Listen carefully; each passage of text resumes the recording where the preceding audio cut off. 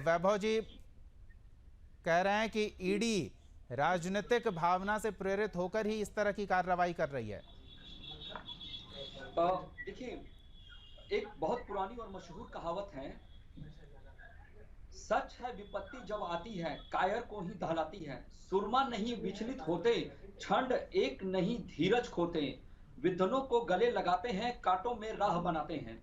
और अभी जो कांग्रेस के मेरे भाई प्रवक्ता जो बात कर रहे थे कि ईडी का इस्तेमाल किया जा रहा है या बहुत सारी बातें को वो चर्चा कर रहे थे, मैं बहुत ज्यादा कुछ नहीं, लेकिन मैं बस इतना कहूंगा कि जब राहुल गांधी जी बहुत साफ सुथरी छवि के व्यक्ति हैं, तो फिर इनको ये झूठ-मूठ का सत्याग्रह करने के लिए और जो एक इन्होंने ऑर्डिनेंस दिया कि सारे राज्यों के लोग आ जाएं हमारे यहाँ और ईडी के दफ्तर जाएंगे साथ में, तो जी। ये क्या प्रतीत करता है? देखिए 2010 में मोदी जी को भी एसआईटी की टीम ने बुलाया था पूछताछ करने के लिए। उस वक्त मोदी जी जिस तरीके से गए थे उस तरीके को देख लिया जाए और इस वक्त ये जो युवराज गए हैं इसके तरीके को देख लिया जाए। ऐसा लग रहा है जैसे ये कोई लड़ाई जीत कर आए हैं और अपनी पीठ को थपथपाने के लिए और बहादुरी की बात सुनने के लिए लोग इनके पास आ रहे हैं। जी। सारे नेताओं की मैंने देखी और सुनी, जिस प्रकार से मीडिया के सामने अपने कर्तव्य को दिखाने के लिए और राहुल गांधी के करीब अपने आप को बताने के लिए जो होड़ मची है उसी की ये देन है।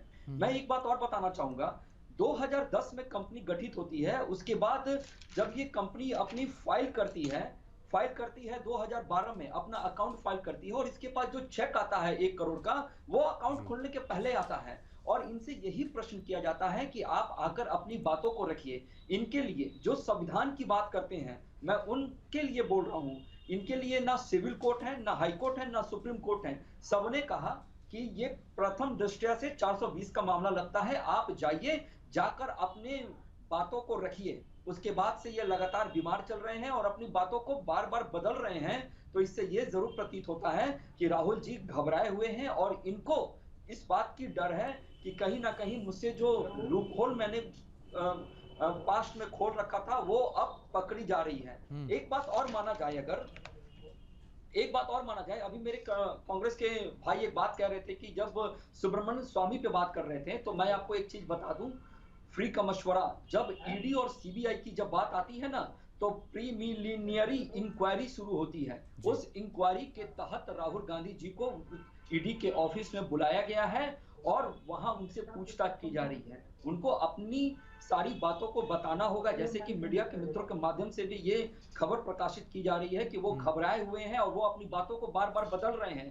तो इसका मतलब साफ है कि राहुल गांधी की जो हौसला अफजाई करने के लिए जो नेतागण वहां पे उपस्थित हुए हैं, वो सिर्फ और सिर्फ इस भ्रम को बनाने पे तुले हुए हैं कि कोई भी गांधी परिवार से कैसे सवाल जवाब कर सकता है।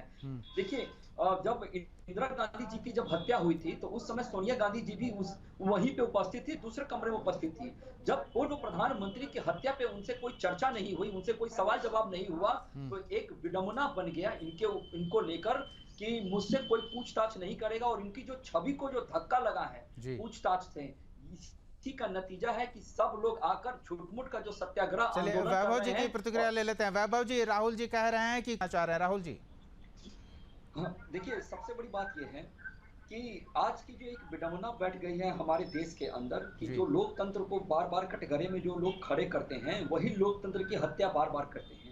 जो सत्याग्रह आंदोलन गांधी जी ने शुरू किया था देश की आजादी के लिए, उस और जो आरोप लगे, जो घोटाला के आरोप लगे हैं, ये कौन सा सत्याग्रह आंदोलन है? तो कहीं ना कहीं महात्मा गांधी जी की आत्मा को जरूर कल्पित होती होगी और उनको चोट लगी होगी। और जिस प्रकार से जुडिशियली पे ये सवाल उठा रहे हैं, प्रश्न उठा रहे हैं, तो विपक्ष में रहकर इनका काम ऐसा बन गया है कि वो मुद्दों से भटक जाते हैं। जब संसद भी चलता है तो उस समय वो पेगासस चले जाते हैं, जबकि उस समय संसद में भी कहा गया था कि आप कोरोना में हुए मृत्यु के ऊपर सरकार को तीखी सवाल करके आप सरकार को घेरिए। तो उस समय भी ये मुद्दा से भटक गए थे। बिल्कुल ठीक नहीं, उसी प्रकार कभी सोशल मीडिया पर, ट्विटर पर